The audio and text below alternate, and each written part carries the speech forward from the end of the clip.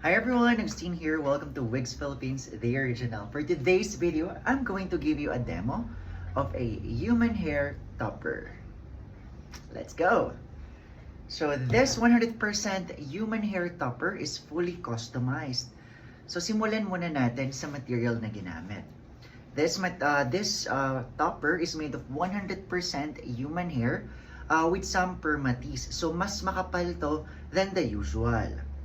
The base color is dark brown and we have subtle highlights. So kung mapapansin nyo, ayun yung mga highlights natin. So again, this one is a bit thicker compared to the usual human hair topper. So for the base size, that's 7 by 7, yung ating 7 inches by 7 inches yung ating base size. And we also attach 5 clips for security. But I don't usually use this, or I don't advise in using this kasi pag matagal natin gamit yung clips, medyo napapanot pa tayo lalo. So I am advising to use this transparent elastic band. So this transparent elastic band is very sturdy naman, so hindi yan basta-basta mapuputol. And if in case na maputol naman siya, you still have these clips. So for example, nasa labas kayo and wearing this, so if ever mag-snap and mapigtas to, you can still use the clips. So, laging handa. So, paano siya gamitin? So, it's very, very simple. So, if you do have a long hair, ponytail nyo lang dito sa bottom. And then, ito sa harap. Ganyan. Then, stretch it.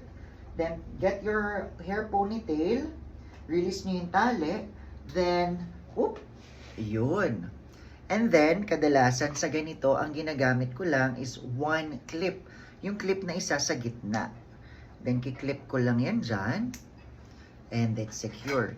This excess lace is just a proof na bago yung ating ating topper. So, ayan siya. So, medyo exposed lang ng onti yung dito. So, you need to cover it with the hair. And if ever meron kayong hair dito, kailangan nyo lang siyang ilabas para if ever mahaba yan, pag sinuklay nyo yung patalikod, mag-hide na yung elastic. So at the moment, ito siya, imparting natin. So again, we only have subtle highlights. And this one is a bit thicker than the usual. So ayan siya. And I'll show you the back.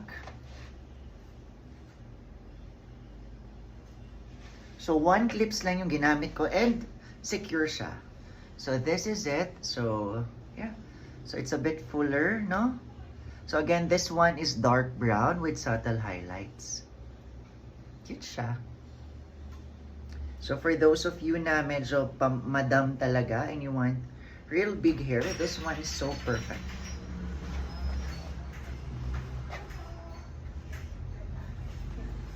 Alright, if interested kayo in getting a human hair topper just like this one or a fully customized human hair wig, you can just set an appointment with us here in our North Caloocan studio.